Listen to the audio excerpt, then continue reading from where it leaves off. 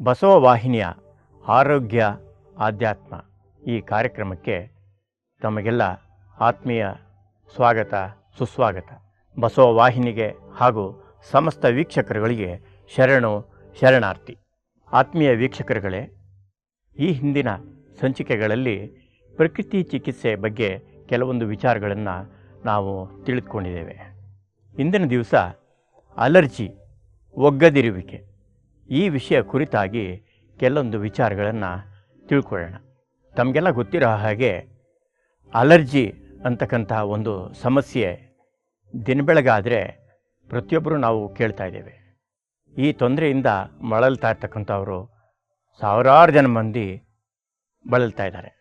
ಇವತ್ತಿನ ದಿವಸ ನಮ್ಮ ಆಹಾರ ಮತ್ತು ನಮ್ಮ ಜೀವನ ಶೈಲಿ ಇವುಗಳನ್ನು ಸರಿಯಾಗಿ ಪಾಲಿಸದೇ ಇರತಕ್ಕಂಥದ್ದೇ ಇದರ ಮುಖ್ಯ ಅಂಶವಾಗಿದೆ. ಇದರ ಗುಣಲಕ್ಷಣಗಳೇನು, ಅಲರ್ಜಿಗೆ ಕಾರಣಗಳೇನು ಹಾಗೂ ನಂತರ ಇದಕ್ಕೆ ಚಿಕಿತ್ಸೆ ಪರಿಹಾರೋಪಾಯಗಳೇನು ಅನ್ನೋದನ್ನು ನಾವು ತಿಳಿದುಕೊಳ್ಳೋಣ. ಪ್ರಥಮತಃ ಇದರ ಲಕ್ಷಣಗಳನ್ನು ತಿಳಿದುಕೊಳ್ಳೋಣ. ಪ್ರಮುಖವಾಗಿ ಅಲರ್ಜಿ ಆಗ್ಬೋದು, ಮತ್ತೊಂದು ಯಾವುದೇ ತೊಂದರೆ ಆಗ್ಬೋದು. ಇದಕ್ಕೆ ಬಹಳ ಪ್ರಮುಖವಾಗಿ ಮಲಬದ್ಧತೆ ಮುಖ್ಯ ಪಾತ್ರ ಇದೆ ಅನ್ನೋದನ್ನು ನಾವು ಗಮನಿಸಬೇಕು. ಮಲಮೂತ್ರಗಳು ಸರಿಯಾಗಿ ಹೊರ ಹೋಗದೇ ಇದ್ದರೆ ಅನೇಕ ತೊಂದರೆಗಳು ಉಂಟಾಗುತ್ತೆ. ಅಲರ್ಜಿಯಲ್ಲಿ ತುಂಬ ಮುಖ್ಯವಾಗಿ ಮೂಗು ಸೋರ್ತಕ್ಕಂಥದ್ದು, ಮೂಗು ಕಟ್ಟುವುದು, ಕಣ್ಣಿನ ನವೆ, ಚರ್ಮದ ನವೆ, ಗಂಟಲು ಕೆರೆತ, ಹೊಟ್ಟೆಯಲ್ಲಿ ಕಿವುಚಿದಂತೆ ಆಗುವಂತಹ ಅನುಭವ, ಈ ರೀತಿಯಾಗಿ ಅನೇಕ ತೊಂದರೆಗಳು ನಮಗೆ ಇದರ ಗುಣಲಕ್ಷಣಗಳು ನಮಗೆ ಕಾಣುತ್ತೆ. ಇನ್ನಿತರೆ ಗುಣಲಕ್ಷಣಗಳು ಏನಪ್ಪ ಅಲರ್ಜಿದು ಅಂತ ಹೇಳಿದರೆ, ವಾಸನೆಯನ್ನು ಗ್ರಹಿಸ್ತಕ್ಕಂತಹ ಶಕ್ತಿ ಕುಂದುತ್ತೆ, ನಿಲ್ಲದೇ ಇರುವಂತಹ ನೆಗಡಿ, ಶೀನುಗಳು, ಒಂದೇ ಸಮನೆ ಬರ್ತಕ್ಕಂತಹ ಶೀನುಗಳು ಹಾಗೂ ಎದೆ ಹುರಿ, ಹುಳಿ ತೇಗು ಏನಕ್ಕಪ್ಪ ಬರುತ್ತೆ ಅಂದರೆ ಸರಿಯಾಗಿ ಆಹಾರ ಜೀರ್ಣ ಆಗದೇ ಇರೋದ್ರಿಂದ ಬರುತ್ತೆ. ಚರ್ಮದ ತೊಂದರೆಗಳು, ಚರ್ಮದ ನವೆ, ಕಣ್ಣಿನ ನವೆ, ಅಧಿಕ ರಕ್ತದ ಒತ್ತಡ, ಕಡಿಮೆ ರಕ್ತದ ಒತ್ತಡ ಹಾಗೂ ಗ್ಯಾಸ್ಟ್ರಿಕ್ ಹುಣ್ಣು, ಹೊಟ್ಟೆಯಲ್ಲಿ ಹುಣ್ಣಾಗ್ತಕ್ಕಂಥದ್ದು, ಬಾಯಿಯಲ್ಲಿ ಹುಣ್ಣು, ಇವೆಲ್ಲವೂ ಸಹ ಇದರ ಪ್ರಮುಖ ಲಕ್ಷಣಗಳಲ್ಲಿ ಕೆಲವು ಲಕ್ಷಣಗಳಾಗಿವೆ. ಕಾರಣಗಳು ಏನೇನಪ್ಪ ಇರಬಹುದು ಅಂತ ಹೇಳಿದರೆ, ಇದರಲ್ಲಿ ಕೆಲವು ಇರಬಹುದು ಅಥವಾ ಎಲ್ಲವೂ ಇರಬಹುದು. ಇದು ವ್ಯಕ್ತಿಯಿಂದ ವ್ಯಕ್ತಿಗೆ ಭಿನ್ನವಾಗಿರುತ್ತೆ. ಇದರಲ್ಲಿ ಅಲರ್ಜಿ ತೊಂದರೆಯಲ್ಲಿ ತಲೆನೋವು ಬರ್ತಕ್ಕಂಥದ್ದು, ತಲೆ ಭಾರ ಅಂತ ನಮಗೆ ಅನ್ನಿಸ್ತಕ್ಕಂಥದ್ದು, ಬೆನ್ನು ನೋವು, ಉಸಿರು ಹಿಡಿದಂತೆ ಆಗ್ತಕ್ಕಂಥದ್ದು, ಉಸಿರು ತೆಗೆದುಕೊಳ್ಳೋಕ್ಕಾಗಲ್ಲ, ತೆಗೆದುಕೊಂಡ್ರೆ ಬಿಡೋಕ್ಕಾಗಲ್ಲ, ಅಲರ್ಜಿಕ್ ಆಸ್ತಮಾ ಅಂತ ಹೇಳ್ತಾರೆ. ಅನಂತರ ಗಂಧದ ಕಡ್ಡಿ ಧೂಮ, ಸೌದೆ ಹೊಗೆ, ಬೀದಿಯ ಧೂಳು, ಒಗ್ಗರಣೆ ಘಾಟು, ಸೀಗೆಕಾಯಿ ಘಾಟು, ಹಿಟ್ಟಿನ ಗಿರಣಿ ಹತ್ತಿರ ಮೆಣಸಿನಕಾಯಿ ಘಾಟು, ಸುಗಂಧ ದ್ರವ್ಯಗಳು, ಕೆಲವು ರೂಮ್ ಸ್ಪ್ರೇಗಳಿರುತ್ತೆ, ಅದನ್ನಾಗಲಿ, ಬಟ್ಟೆಗೆ ಹಾಕುವಂಥ ಸ್ಪ್ರೇಗಳಾಗಲಿ, ಅನಂತರ ಗೃಹ ಪ್ರವೇಶಕ್ಕೆ ಹೋದಾಗ ಪೇಂಟ್ ಘಾಟ್ ಆಗಿರ್ಬೋದು, ನ್ಯೂಸ್ ಪೇಪರ್ನ ಎತ್ತಿ ಹಾಕಿದರೆ ಅದರಿಂದ ಬರ್ತಕ್ಕಂಥ ರಾಸಾಯನಿಕ ಕೆಮಿಕಲ್ ಏನಿದೆ ಅದರ ಅಂಶ ಕೂಡ ಮೂಗಿಗೆ ಹೋಗಿ ಅದರಿಂದ ಕೂಡ ನೆಗಡಿ, ಶೀನು ಇವೆಲ್ಲ ಬರಬಹುದು. ಆಮೇಲೆ ಪಕ್ಷಿಗಳು ಮತ್ತು ಬೆಕ್ಕನ್ನು ಸಾಕಿರ್ತಾರೆ ಕೆಲವು ಮನೆಗಳಲ್ಲಿ, ಅದರ ಕೂದಲುಗಳಿಂದ ಬರ್ತಕ್ಕಂಥ ಧೂಳು ಇವೆಲ್ಲವೂ ಸಹ ಅಲರ್ಜಿಗೆ ಕಾರಣ ಆಗ್ಬೋದು. ನಂತರ ಪ್ರಮುಖವಾಗಿ ಅಲರ್ಜಿ ಮೊದಲುಗೊಂಡು ಯಾವುದೇ ರೋಗಗಳೇ ಆದರೂ ಸಹ ನಾವು ಗಮನಿಸಬೇಕಾದಂಥ ಅಂಶ ಅಂತಂದರೆ, ರೋಗ ನಿರೋಧಕ ಶಕ್ತಿ ನಮ್ಮ ಶರೀರದಲ್ಲಿ ಕಡಿಮೆ ಆಗಿರತಕ್ಕಂಥದ್ದೇ ಪ್ರಮುಖವಾದಂತಹ ಕಾರಣ ಆಗಿರುತ್ತೆ. ಈಗ ಕೆಲವೊಂದು ಆಹಾರಗಳು ಕೆಲವು ವ್ಯಕ್ತಿಗಳಿಗೆ ಸರಿ ಬರೋದಿಲ್ಲ. ಅಂದರೆ ಅವರು ಕೆಲವೊಂದು ಆಹಾರಗಳನ್ನು ಸೇವನೆ ಮಾಡಿದಾಗ ಅದರಿಂದ ನೆಗಡಿ, ಶೀನು, ಮೈಕೈ ಕೆರೆತ ಎಲ್ಲ ಉಂಟಾಗ್ಬೋದು. ಪ್ರತಿಯೊಬ್ಬರಲ್ಲೂ ಅದು ಆಗಲ್ಲ. It differs from person to person ಅಂತ ಹೇಳ್ತಾರೆ. One man's food is another man's poison ಅನ್ನೋ ಮಾತನ್ನು ತಾವು ಕೇಳಿರ್ಬೋದು. ಈ ರೀತಿ ಕೆಲವರಿಗೆ ಒಗ್ಗುತ್ತೆ, ಕೆಲವ್ರಿಗೆ ಒಗ್ಗಲ್ಲ. ಕೆಲವರಿಗೆ ಟೊಮ್ಯಾಟೊ ತಿಂದರೆ ಅವರಿಗೆ ನೆಗಡಿ ಶೀನು ಪ್ರಾರಂಭ ಆಗ್ಬೋದು. ಸೌತೆಕಾಯಿ ತಿಂದರೆ ಮೂಗು ಕಟ್ತಕ್ಕಂಥದ್ದು. ಬಾಳೆಹಣ್ಣು ತಿಂದರೆ ನೆಗಡಿ ಶೀನು. ಮುಖ್ಯವಾಗಿ ಪಚ್ಚಬಾಳೆಹಣ್ಣು ತಿಂದಾಗ ನೆಗಡಿ ಶೀನು ಅನೇಕರಿಗೆ ಆಗುತ್ತೆ. ಹಾಲು ಸೇವನೆ ಮಾಡ್ತಕ್ಕಂಥದ್ದು, ಹಾಲು ಮೊಸರು ಬೆಣ್ಣೆ ತುಪ್ಪ ಈ ಥರ ಯಾವುದೇ ಹಾಲಿನ ಉತ್ಪನ್ನಗಳನ್ನು ಬಳಸಿದಾಗಲೂ ಕೂಡ ಅವರಿಗೆ ಅಲರ್ಜಿ ತೊಂದರೆ ಕಾಣಿಸ್ಕೋಬಹುದು. ಅನಂತರ ಮೈದಾ, ಸಕ್ಕರೆ, ಉಪ್ಪು, ಅತಿಯಾದ ಅನ್ನವನ್ನು ಸೇವನೆ ಮಾಡ್ತಕ್ಕಂಥದ್ದು. ಹಾಗೂ ತಮಗೆಲ್ಲ ಗೊತ್ತಿರೋ ಹಾಗೆ ಇದನ್ನು ಸರಿಯಾಗಿ ನಾವು ಅಗಿದೇನೆ, ನಾವು ಲಾಲಾರಸ ಬಾಯಲ್ಲಿ ಬೆರೆಸ್ದಲ್ಲೇ ಅದು ಶರೀರಕ್ಕೆ ಹೋದಾಗ ನಮಗೆ ಜೀರ್ಣ ಆಗಿ ಅದರಿಂದಾಗಿ ಕೆಲವೊಂದು ತೊಂದರೆಗಳಾಗ್ತದೆ. ಕೆಲವೊಂದು ಆಹಾರಗಳಲ್ಲಿ ಕಲಬೆರಕೆ ಇರುತ್ತೆ, ನಮಗೆ ಗೊತ್ತಾಗೋದಿಲ್ಲ. ಉದಾಹರಣೆಗೆ ಗರಿಕೆ ಜ್ಯೂಸ್ ಸೇವನೆ ಮಾಡಿ ಅಂತ ಹೇಳಿರ್ತೀವಿ, ಆವಾಗ ಅದಕ್ಕೆ ಜೇನನ್ನು ಬೆರೆಸಿ ಅಂತ ಹೇಳಿರ್ತೀವಿ.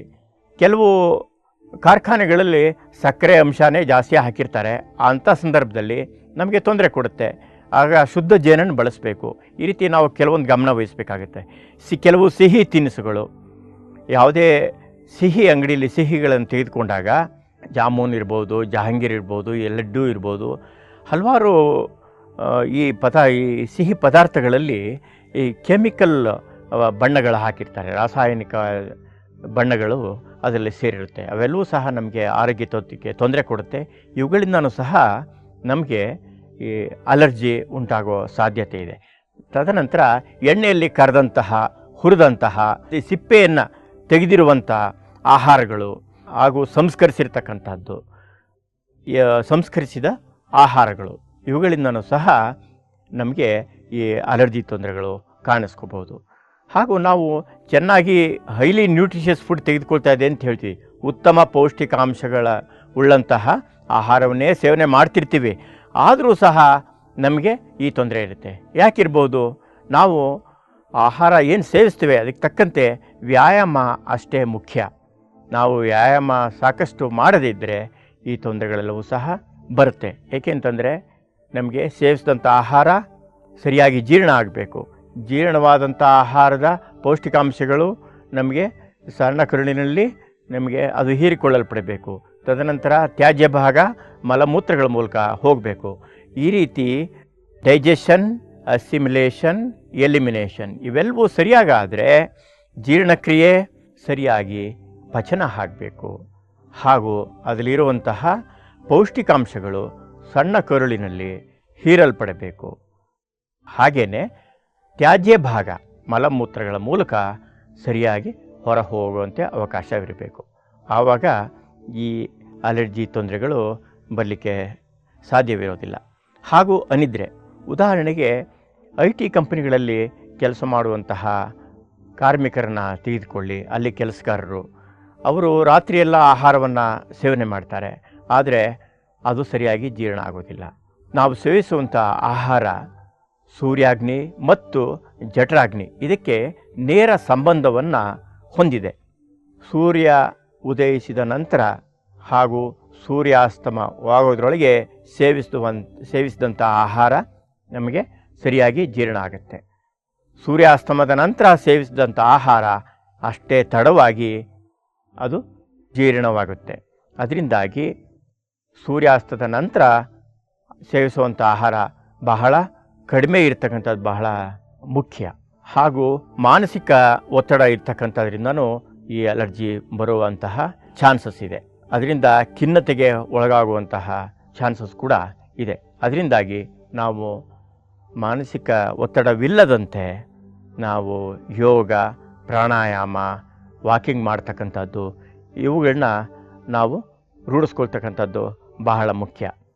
ಪ್ರಕೃತಿ ಚಿಕಿತ್ಸೆ ಮೂಲಕ ನಾವು ಔಷಧಗಳನ್ನು ಬಳಸದೆ ಇನ್ನೂ ಯಾವ್ಯಾವ ರೀತಿ ನಾವು ಇದರಿಂದ ಹೊರಬರ್ಬೋದಪ್ಪ ಈ ತೊಂದರೆಯಿಂದ ಅಂತಂದರೆ, ಯಾವುದು ಸದ್ಯಕ್ಕೆ ನಮಗೆ ತೊಂದರೆ ಕೊಡ್ತಾ ಇದೆ, ಉದಾಹರಣೆಗೆ ಬಾಳೆಹಣ್ಣು ತಿಂದರೆ ನನಗೆ ಅಲರ್ಜಿ ಆಗ್ತಾಯಿದೆ, ಟೊಮ್ಯಾಟೊ ತಿಂದರೆ ಅಲರ್ಜಿ ಆಗ್ತಾಯಿದೆ, ಅಥವಾ ಹಾಲು ಬೆಣ್ಣೆ ಮೊಸರು ತೆಗೆದುಕೊಂಡ್ರೆ ತೊಂದರೆ ಆಗ್ತಾಯಿದೆ ಅಂದರೆ ಸ್ವಲ್ಪ ಸಮಯ, ಕೆಲವು ವಾರಗಳು ಅಥವಾ ಇನ್ನೂ ಸ್ವಲ್ಪ ಹೆಚ್ಚಿನ ಸಮಯ ನಾವು ಅದನ್ನು ವರ್ಜಿಸಿ ನಾವು ಹಣ್ಣುಗಳನ್ನು ಸೇವನೆ ಮಾಡ್ತಕ್ಕಂಥದ್ದು ಅಥವಾ ಹಣ್ಣಿನ ರಸವನ್ನು ಸೇವನೆ ಮಾಡಿ ನಾವು ಉಪವಾಸವನ್ನು ಮಾಡ್ತಕ್ಕಂಥದ್ದು ಬಹಳ ಅನುಕೂಲ ಆಗುತ್ತೆ. ಉದಾಹರಣೆಗೆ 6 ತಿಂಗಳಿಂದನೋ 1 ವರ್ಷದಿಂದನೋ ಈ ತೊಂದರೆ ಇದೆ, ಅಲರ್ಜಿ ತೊಂದರೆ ಇದೆ ಅಂದರೆ ಕೇವಲ 3-4 ದಿನಗಳ ಕಾಲ, 5 ದಿನಗಳ ಕಾಲ ಕೇವಲ ಹಣ್ಣಿನ ರಸಗಳನ್ನು ಸೇವನೆ ಮಾಡೋದು ಅಥವಾ ಹಣ್ಣುಗಳ ಸೇವನೆ ಮಾಡೋದು ಮಾಡಿಕೊಂಡಿದ್ರೆ ಇದೆಲ್ಲ ಕಂಟ್ರೋಲ್ಗೆ ಬರುತ್ತೆ. ಅಥವಾ 5 ವರ್ಷ 10 ವರ್ಷದಿಂದ ಇದೆ, 15 ವರ್ಷದಿಂದ ಈ ಅಲರ್ಜಿ ತೊಂದರೆ ಇದೆ, ಅಂಥದ್ರಲ್ಲಿ ನಾವು ಬಹಳ ಬೇಗನೆ ಗುಣ ಆಗುತ್ತೆ ಅಂತ ಹೇಳಿಕ್ಕೆ ಬರೋದಿಲ್ಲ. ಇದರಿಂದ ಸಿಗುವಂಥ ಫಲಿತಾಂಶ ವ್ಯಕ್ತಿಯಿಂದ ವ್ಯಕ್ತಿಗೆ ಬಹಳ ಭಿನ್ನವಾಗಿರುತ್ತೆ. ಅದರಿಂದಾಗಿ ಅಂತಹ ಸಂದರ್ಭದಲ್ಲಿ ಕೇವಲ ಒಂದು 5 ದಿನ 10 ದಿನ ಕೇವಲ ಹಣ್ಣುಗಳ ಸೇವನೆ ಹೆಚ್ಚು ಮಾಡಿ, ತದನಂತರ ಹಣ್ಣಿನ ರಸಗಳು ಇವುಗಳನ್ನು ಸೇವನೆ ಮಾಡಿ ಉಪವಾಸ ಮಾಡ್ತಕ್ಕಂಥದ್ದು ಇದರಿಂದ ಖಂಡಿತ ಕೆಲವೇ ವಾರಗಳಲ್ಲಿ ಅನುಕೂಲ ಆಗತ್ತೆ. ಗರಿಕೆ ರಸವನ್ನು ಅಥವಾ ಗೋಧಿ ಹುಲ್ಲು ರಸವನ್ನು ಸೇವನೆ ಮಾಡೋದರಿಂದ ಈ ಅಲರ್ಜಿ ತೊಂದರೆಗಳು ಗುಣವಾಗಿರುವಂತಹ ಸಾವಿರಾರು ಉದಾಹರಣೆಗಳು, ಜೀವಂತ ಉದಾಹರಣೆಗಳಿದೆ. ಗರಿಕೆಯನ್ನು ತಂದು ಅದನ್ನು ಸ್ವಚ್ಛಗೊಳಿಸಿ ಅದನ್ನು ಸಣ್ಣಗೆ ಕತ್ತರಿಸಿ ಮಿಕ್ಸಿಯಲ್ಲಿ ಹಾಕಿ ಸುಮಾರು 1 ಹಿಡಿಯಷ್ಟು ಗರಿಕೆ ಅದನ್ನು ನೀರು ಹಾಕಿ ಗ್ರೈಂಡ್ ಮಾಡಿ, ತದನಂತರ ಒಂದು ಬಟ್ಟೆಯಿಂದ ಶೋಧಿಸಿ 1 ಚಮಚೆಯಷ್ಟು ಜೇನು ಬೆರೆಸಿ ಪ್ರತಿನಿತ್ಯ ಬೆಳಗ್ಗೆ ಖಾಲಿ ಹೊಟ್ಟೆಗೆ ಅದನ್ನು ನಿಧಾನವಾಗಿ ಚಪ್ಪರಿಸಿ ಸೇವಿಸಬೇಕು. ಬಾಯಲ್ಲಿನ ಲಾಲಾರಸ ಅದರೊಂದಿಗೆ ಸೇವಿಸಲ್ಪಡಬೇಕು. ತದನಂತರ ಒಂದು ಅರ್ಧ ಗಂಟೆ 1 ಗಂಟೆ ಅವರವರ ಅನುಕೂಲಕ್ಕೆ ತಕ್ಕಂತೆ ವಾಕಿಂಗ್ ಮಾಡಿ ಬರ್ತಕ್ಕಂಥದ್ದು. ವಾಕಿಂಗ್ ಮಾಡಿ ಬಂದು ಒಂದು 15 ನಿಮಿಷ ವಿರಮಿಸಿ ನಂತರ ಸ್ನಾನವನ್ನು ಮಾಡ್ತಕ್ಕಂಥದ್ದು. ಇದೇ ರೀತಿ ಗೋಧಿಯನ್ನು ಬೆಳೆದರೆ 1 ವಾರದಲ್ಲಿ ಗೋಧಿ ಹುಲ್ಲು ಬರುತ್ತೆ, ಅದರ ರಸವನ್ನು ಸಹ ಇದೇ ರೀತಿ ನಾವು ಬಳಸ್ಬೋದು. ಗೋಧಿ ಹುಲ್ಲು, ಗರಿಕೆ ಹುಲ್ಲು ಎರಡೂ ರಸಗಳು it is very good from cold to cancer ಅನ್ನೋ ಮಾತನ್ನು ಅಕ್ಷರಶಃ ಪಾಲಿಸ್ಬೋದಾಗಿದೆ. ಅಲರ್ಜಿಯಿಂದ ಹೊರಬರಬೇಕಾಗಿದ್ದರೆ ಗರಿಕೆ ಹುಲ್ಲಿನ ರಸ ಮತ್ತು ಗೋಧಿ ಹುಲ್ಲಿನ ರಸ ಇವುಗಳು ಸಹ ಉಪಯುಕ್ತವಾಗಿದೆ. ಒಂದು ಸುಮಾರು ಅರ್ಧ ಹಿಡಿಯಷ್ಟು ಗರಿಕೆ ಹುಲ್ಲನ್ನು ಸ್ವಚ್ಛಗೊಳಿಸಿ ಅದನ್ನು ಸಣ್ಣಗೆ ಕತ್ತರಿಸಿ ಮಿಕ್ಸಿಗೆ ಹಾಕಿ 1 ಲೋಟ ನೀರು ಹಾಕಿ ಅದನ್ನು ಗ್ರೈಂಡ್ ಮಾಡ್ತಕ್ಕಂಥದ್ದು. ಅದನ್ನು ಬಟ್ಟೆಯಲ್ಲಿ ಶೋಧಿಸಿ 1 ಚಮಚೆಯಷ್ಟು ಶುದ್ಧ ಜೇನನ್ನು ಬೆರೆಸಿ ಪ್ರತಿದಿನ ಬೆಳಗ್ಗೆ ಖಾಲಿ ಹೊಟ್ಟೆಗೆ ಸ್ವಲ್ಪವಾಗಿ ನಿಧಾನವಾಗಿ ಸಲೈವ ಬೆರೆತು ಶರೀರಕ್ಕೆ ಹೋಗೋ ರೀತಿ ಸೇವಿಸಬೇಕು. ಇದೇ ರೀತಿ ಗೋಧಿಯನ್ನು ಬೆಳೆದರೆ 1 ವಾರದಲ್ಲಿ ಸುಮಾರು 6-7 ಇಂಚಷ್ಟು ಎತ್ತರದ ಹುಲ್ಲು ಬರುತ್ತೆ, ಅದರ ರಸವನ್ನು ಸಹ ಇದೇ ರೀತಿ ನಾವು ಸೇವನೆ ಮಾಡ್ಬೋದಾಗಿದೆ. ಪ್ರತಿನಿತ್ಯ ಗರಿಕೆ ಹುಲ್ಲಿನ ರಸ ಅಥವಾ ಗೋಧಿ ಹುಲ್ಲು ರಸ ಅಥವಾ ಒಂದಿನ ಗರಿಕೆ ಹುಲ್ಲು ಜ್ಯೂಸು, ಇನ್ನೊಂದು ದಿವಸ ಗೋಧಿ ಹುಲ್ಲು ಜ್ಯೂಸ್ ಈ ರೀತಿ ಕೂಡ ಬೇಕಿದ್ರೆ ಸೇವನೆ ಮಾಡ್ತಕ್ಕಂಥದ್ದು. ಯಾವಾಗಲೂ ಈ ರಸಗಳನ್ನು ಖಾಲಿ ಹೊಟ್ಟೆನಲ್ಲಿ ಸೇವನೆ ಮಾಡ್ತಕ್ಕಂಥದ್ದು ಬಹಳ ಮುಖ್ಯ. ಪುದುಕೋಟೆಯ ಡಾಕ್ಟರ್ ಸ್ವಾಮಿನಾಥನ್ ಅವರು ತಮ್ಮ ಗ್ರಂಥದಲ್ಲಿ ಹೇಳಿರೋ ಪ್ರಕಾರ ಗರಿಕೆ ಕ್ಯಾನ್ಸರ್ಲಿ ಕೂಡ ತುಂಬ ಉಪಯುಕ್ತ. ಲುಕೇಮಿಯಾ, ಬ್ಲಡ್ ಕ್ಯಾನ್ಸರ್ಸ್ ಆ್ಯಂಡ್ ಟ್ಯೂಮರ್ಸ್ಗಳಲ್ಲಿ ತುಂಬ ಅತ್ಯುಪಯುಕ್ತ ಅಂತ 1960ನೇ ಇಸವಿನಲ್ಲೇ ಅವರು ದಾಖಲು ಮಾಡಿದ್ದಾರೆ. ಬಹಳಷ್ಟು ಜನಗಳು ಇದರಿಂದ ಅನುಕೂಲವನ್ನು ಪಡಿತಾ ಇದ್ದಾರೆ. ಆರೋಗ್ಯವಾಗಿರೋರು ಸಹ ಈ 2 ಹುಲ್ಲಿನ ರಸಗಳನ್ನು ಸೇವನೆ ಮಾಡೋದ್ರಿಂದ prevention is better than cure. ರೋಗ ಬರೋದಕ್ಕಿಂತ ಮುಂಚೆಯೇ ರೋಗ ಬಾರದೇ ಇರೋ ರೀತಿ ನಾವು ಕ್ರಮವನ್ನು ವಹಿಸ್ಬೋದಾಗಿದೆ. ಈಗಾಗಲೇ ಅಲರ್ಜಿ ಅಥವಾ ಇನ್ನಿತರೆ ಯಾವುದೇ ತೊಂದರೆಗಳಿದ್ದರೆ ಅದರಿಂದ ನಾವು ಬೇಗ ಹೊರಬರಲಿಕ್ಕೆ ಇದು ಸಹಾಯಕವಾಗುತ್ತೆ. ಗರಿಕೆ ಹುಲ್ಲು, ಗೋಧಿ ಹುಲ್ಲು ಅಷ್ಟೇ ಅಲ್ಲದೆ ಇನ್ನೂ ಕೆಲವು ರಸಗಳನ್ನ ಬೇಕಾಗಿದ್ದರೆ ನಾವು ಬಳಸ್ಬೋದು. ಪುದೀನ ರಸ, ಕರಿಬೇವು ಎಲೆ ರಸ, ತುಳಸಿ ರಸ, ಬಿಲ್ವ ಈ ರೀತಿ ನಾವು ಪ್ರತಿನಿತ್ಯ ಒಂದೊಂದು ರಸವನ್ನು ಸಹ ನಾವು ಸೇವನೆ ಮಾಡ್ಬೋದು. ಭಾಳ ಅಲ್ಪ ಪ್ರಮಾಣದಲ್ಲಿ ಮಾಡಿದರೆ ಸಾಕು. ಅದಕ್ಕೆ ಜೇನನ್ನು ಬೆರೆಸಿ ನೀರನ್ನು ಬೆರೆಸಿ ಖಾಲಿ ಹೊಟ್ಟೆಗೆ ಬೆಳಗ್ಗೆ ಸೇವನೆ ಮಾಡ್ತಕ್ಕಂಥದ್ದು ಉತ್ತಮ. ಪ್ರತಿನಿತ್ಯ ವ್ಯಾಯಾಮ ಬಹಳ ಮುಖ್ಯ. ಪ್ರಾಣಾಯಾಮ, ಯೋಗ ಇವುಗಳನ್ನು ಮಾಡ್ತಕ್ಕಂಥದ್ದು ಬಹಳ ಒಳ್ಳೆಯದು. ಜೊತೆಗೆ ನಾವು ವಾಕಿಂಗ್ ಮಾಡ್ತಕ್ಕಂಥದ್ದು ಅರ್ಧ ಗಂಟೆಯಿಂದ 1 ಗಂಟೆ ಅವರವರ ಅನುಕೂಲವನ್ನು ಅನುಸರಿಸಿ ಅವರು ಮಾಡ್ತಕ್ಕಂಥದ್ದು ಬಹಳ ಮುಖ್ಯ. ವಾಕಿಂಗಿಂದ ಬಂದ ನಂತರ ಒಂದು 15 ನಿಮಿಷ ವಿರಮಿಸಿ ನಂತರ ಸ್ನಾನವನ್ನು ಮಾಡಬೇಕು. ವಾಕಿಂಗಿಂದ ಬಂದ ಕೂಡಲೇ ಸ್ನಾನ ಮಾಡಿದರೆ ಅಲರ್ಜಿ ತೊಂದರೆ ಜಾಸ್ತಿ ಆಗೋ ಚಾನ್ಸಸ್ಸು ಇದೆ. ಅಷ್ಟೇ ಅಲ್ಲ, ಆಯುರ್ವೇದದಲ್ಲಿ ಉಲ್ಲೇಖ ಕೂಡ ಇದೆ. ವ್ಯಾಯಾಮ ಮಾಡಿ ತಕ್ಷಣ ನಾವು ಸ್ನಾನವನ್ನು ಮಾಡೋದ್ರಿಂದ ತಲೆಗೆ ಸಂಬಂಧಪಟ್ಟಂತಹ ಕಾಯಿಲೆಗಳು ಬರುವ ಅವಕಾಶಗಳು ಜಾಸ್ತಿ ಇದೆ. ಕಣ್ಣು ಕತ್ತಲಾಗ್ತಕ್ಕಂತಹದ್ದು ಅಥವಾ ತಲೆ ಭಾರ ಅನ್ನಿಸ್ತಕ್ಕಂಥದ್ದು, ಕಿವಿಗೆ ಸಂಬಂಧಪಟ್ಟ ತೊಂದರೆಗಳು, ಈ ರೀತಿಯೆಲ್ಲ ಬರುವಂತಹ ಅವಕಾಶಗಳಿದೆ. ಆದ್ದರಿಂದ ಸ್ವಲ್ಪ ಸಮಯ ವಿರಮಿಸಿ ನಂತರ ಸ್ನಾನವನ್ನು ಮಾಡ್ತಕ್ಕಂಥದ್ದು ಬಹಳ ಮುಖ್ಯ. ಸ್ನಾನ ಮಾಡೋದಾದರೆ ತಣ್ಣೀರು ಸ್ನಾನ ಬಹಳ ಮುಖ್ಯ. ಬಿಸಿ ನೀರಿಗಿಂತ ತಣ್ಣೀರು ತುಂಬ ಉತ್ತಮ. ಇದು ರಕ್ತ ಪರಿಚಲನೆಯನ್ನು ಚೆನ್ನಾಗಿ ಇಡುತ್ತೆ. ಹಾಗೂ ಸಕ್ಕರೆ ಉತ್ಪನ್ನಗಳು, ಹಾಲು ಉತ್ಪನ್ನಗಳು, ಇವುಗಳನ್ನೆಲ್ಲ ನಾವು ಆದಷ್ಟು ಕಮ್ಮಿ ಮಾಡೋದ್ರ ಜೊತೆಗೆ ಅದನ್ನು ವರ್ಜಿಸಿದರೆ ಬಹಳ ಉತ್ತಮ. ಕಾಫಿ, ಟೀ, ಮದ್ಯಪಾನ, ಚಾಕೊಲೇಟ್ಗಳ ಸೇವನೆ ಇವೆಲ್ಲವೂ ಸಹ ಅಲರ್ಜಿ ತೊಂದರೆಯನ್ನು ಹೆಚ್ಚಿಸುತ್ತೆ, ಅಗ್ರವೇಟ್ ಮಾಡುತ್ತೆ. ಕಾಫಿ ಬಗ್ಗೆ ಮೈಸೂರಿನ ಆಸ್ಥಾನ ಪಂಡಿತರಾದಂತಹ ಡಾಕ್ಟರ್ ಸಿಂಗ್ರಯ್ಯಂಗಾರ್ ಅವರು ಹೇಳಿರುವ ಪ್ರಕಾರ 8 ಕಪ್ಪುಗಳಷ್ಟು ಕಾಫಿಯಲ್ಲಿ ಇರಬಹುದಾದಂತಹ ಕೆಫೀನ್, ಅದರಿಂದ ಒಂದು ಇಲಿಯನ್ನು ಕೊಲ್ಲಲಿಕ್ಕೆ ಸಾಕು ಅನ್ನುವಂತಹ ಅಂಶವನ್ನು ಅವರು ದಾಖಲಿಸಿದ್ದಾರೆ. ತಮಗೆ ಇದರಿಂದ ಅರ್ಥ ಆಗುತ್ತೆ ಕಾಫಿ, ಟೀ ಎಷ್ಟು ನಮಗೆ ತೊಂದರೆ ಕೊಡುತ್ತೆ ಅನ್ನೋದನ್ನು ನಾವು ಮನಗಾಣಬಹುದು. ಅನಂತರ ವಿರುದ್ಧ ಆಹಾರಗಳು.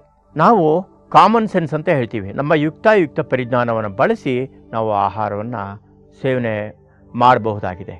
ಉದಾಹರಣೆಗೆ ತುಪ್ಪ ಮತ್ತು ಜೇನುತುಪ್ಪ ಇವುಗಳನ್ನ ಸಮ ಪ್ರಮಾಣದಲ್ಲಿ ಸೇವನೆ ಮಾಡಿದಾಗ ಇದು ವಿರುದ್ಧ ಆಹಾರಗಳಾಗಿ ನಮಗೆ ಕಾಯಿಲೆಗಳಿಲ್ಲದಿದ್ದರೆ ಕಾಯಿಲೆಗಳನ್ನು ತರುವಂತಹ ಸಂದರ್ಭಗಳನ್ನು ತರುತ್ತೆ. ಇಲ್ಲ ತುಪ್ಪದ ಅಂಶ ಜಾಸ್ತಿ ಇರಬೇಕು, ಇಲ್ಲ ಜೇನಿನ ಅಂಶ ಜಾಸ್ತಿ ಇರಬೇಕು. ಯಾವುದಾದ್ರೂ ಒಂದು ಹೆಚ್ಚು ಒಂದು ಕಮ್ಮಿ ಇದ್ದರೆ ನಮಗೆ ತೊಂದರೆ ಇಲ್ಲ. ಈ ರೀತಿ ಅನೇಕ ಆಹಾರಗಳಿರುತ್ತೆ. ಹುಳಿ, ಸಿಹಿ ಎಲ್ಲ ಒಟ್ಟೊಟ್ಟಿಗೆ ನಾವು ಸೇವನೆ ಮಾಡ್ತೀವಿ. ಖಾರ ಎಲ್ಲವನ್ನು ಸೇರಿಸಿ ನಾವು ತೆಗೆದುಕೊಂಡ್ಬಿಡ್ತೀವಿ. ಇದರಿಂದಾಗಿ ಬಹಳ ತೊಂದರೆಗಳಾಗುವ ಚಾನ್ಸಸ್ ಇದೆ. ಅನಂತರ ಸಂಸ್ಕರಿಸಿದಂತಹ ಆಹಾರಗಳನ್ನು ಸೇವನೆ ಮಾಡ್ತಕ್ಕಂಥದ್ದು, ಇವುಗಳನ್ನು ನಾವು ಸೇವನೆ ಮಾಡೋದರಿಂದ ಅಡ್ರಿನಲ್ ಗ್ಲ್ಯಾಂಡ್ ಮತ್ತು ಪಾಂಕ್ರಿಯಾಗಳು, ಇನ್ಸುಲಿನ್ ಉತ್ಪತ್ತಿ ಮಾಡ್ತಕ್ಕಂಥ ಪಾಂಕ್ರಿಯಾಸ್, ಇವುಗಳಿಗೆಲ್ಲ ತೊಂದರೆ ಆಗುತ್ತೆ. ಅವು ಸರಿಯಾದ ರೀತಿ ಕಾರ್ಯನಿರ್ವಹಿಸೋದಕ್ಕೂ ಕೂಡ ಬಹಳ ಅಡಚಣೆ ಉಂಟಾಗ್ತದೆ. ನಾವು ಇತರೆ ಏನೇನಪ್ಪ ನಾವು ಪಾಲನೆ ಮಾಡ್ಬೋದು ಈ ಅಲರ್ಜಿ ತೊಂದರೆಯಿಂದ ಹೊರಬರಲಿಕ್ಕೆ ಅಂತಂದರೆ, ಬಿಸಿ ನೀರಿನ ಪಾದ ಸ್ನಾನವನ್ನು ಮಾಡ್ಬೋದು. ಖಾಲಿ ಹೊಟ್ಟೆ ಇರುವಾಗ ಅಥವಾ ಊಟ ತಿಂಡಿ ಆಗಿದ್ದು ಸುಮಾರು 3 ರಿಂದ 3.5 ಗಂಟೆಗಳ ಕಾಲ ಬಿಟ್ಟು ತದನಂತರ ನಾವು ಇದನ್ನು ಮಾಡಬಹುದು. ಅದಕ್ಕೆ ಏನಪ್ಪ ಮಾಡಬೇಕು ಅಂದರೆ, ಒಂದು ಬಿಸಿನೀರು ಟಬ್ಬನ್ನು ನಮ್ಮ ಪಾದದ ಹತ್ತಿರ ಇಟ್ಕೊಂಡು ನಮ್ಮ 2 ಕಾಲುಗಳನ್ನು ಆ ಬಿಸಿನೀರಲ್ಲಿ ಅದ್ದಬೇಕು. ಬಿಸಿ ನಾವು ತಡೆಯುವಷ್ಟು ಮಟ್ಟಿಗೆ ಇರಬೇಕು. ಈ ರೀತಿ 5 ರಿಂದ 10-15 ನಿಮಿಷಗಳ ಕಾಲ ನಾವು ಮಾಡೋದ್ರಿಂದ ರಕ್ತ ಪರಿಚಲನೆ ನಮ್ಮ ಶರೀರದಲ್ಲಿ ಚೆನ್ನಾಗಿ ಆಗುತ್ತೆ. ಅಲರ್ಜಿ ತೊಂದರೆಯಿಂದ ಬರಲಿಕ್ಕೆ ಇದು ಸಹ ನಮಗೆ ಸಹಕಾರಿಯಾಗುತ್ತೆ. ಬಿಸಿ ನೀರನ್ನ ನಾವು ಸಹಿಸುವಷ್ಟು ಮಟ್ಟಿಗೆ ಇಟ್ಕೊಳ್ತಕ್ಕಂಥದ್ದು ಬಹಳ ಮುಖ್ಯ.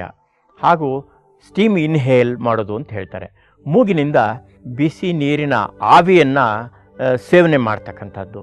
ಇದೊಂದು 5 ನಿಮಿಷ ನಾವು ಪ್ರತಿನಿತ್ಯ ಮಾಡ್ಬೋದು. ಬೆಳಗ್ಗೆ ಸಂಜೆ 2 ಹೊತ್ತು ಮಾಡ್ಬೋದು.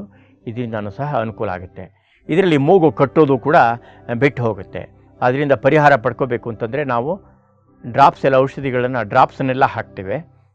ಇದರಿಂದಾಗಿ ಆ ಕ್ಷಣಕ್ಕೆ ಮೂಗು ಕಟ್ಟೋದು ಬಿಟ್ಟು ಹೋಗಿರುತ್ತೆ. ಪುನಃ ಅದು ನಮಗೆ ಅದೇ ರಿಕರೆನ್ಸ್ ಅದೇ ಇರುತ್ತೆ, ಪುನಃ ಬರ್ತಾ ಇರುತ್ತೆ. ಅದರಿಂದಾಗಿ ಇಂಥ ಸಂದರ್ಭದಲ್ಲಿ ನಾವು ಸ್ಟೀಮ್ ಇನ್ಹೇಲ್ ಮಾಡ್ತಕ್ಕಂಥದ್ದು ಬಹಳ ಮುಖ್ಯ.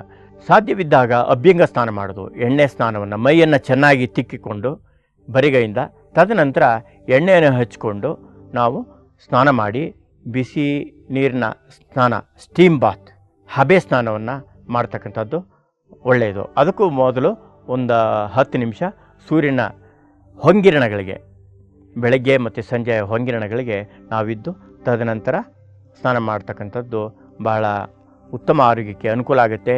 ಈ ಅಲರ್ಜಿ ತೊಂದರೆಯಿಂದ ಹೊರಬರಲಿಕ್ಕೂ ಸಹ ನಮಗೆ ಸಾಧ್ಯ ಆಗುತ್ತೆ. ಧ್ಯಾನ ಮಾಡ್ತಕ್ಕಂಥದ್ರಿಂದನೂ ಸಹ ನಮಗೆ ಮನಸ್ಸು ಹೆಚ್ಚಿನ ಸಮಸ್ಥಿತಿಗೆ ಬರುತ್ತೆ.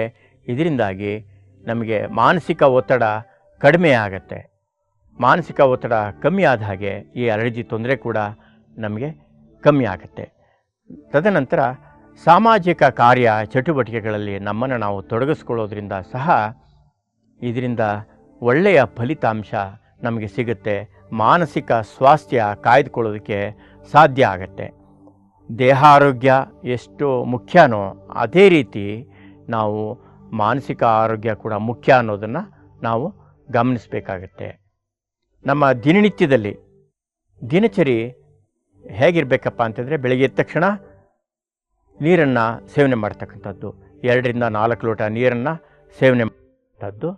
ನಮಗೆ ಎಷ್ಟು ಸೇವನೆ ಮಾಡಿದ್ರೆ ಸಮಾಧಾನ ಅನಿಸುತ್ತೆ ಅಷ್ಟು ರೀತಿಯಲ್ಲಿ ನಿಧಾನವಾಗಿ ಸ್ವಲ್ಪ ಸ್ವಲ್ಪವೇ ಲಾಲಾರಸ ಬೆರೆತು ನಮ್ಮ ಶರೀರಕ್ಕೆ ಹೋಗಬೇಕು, ಆ ರೀತಿ ಮಾಡ್ತಕ್ಕಂಥದ್ದು.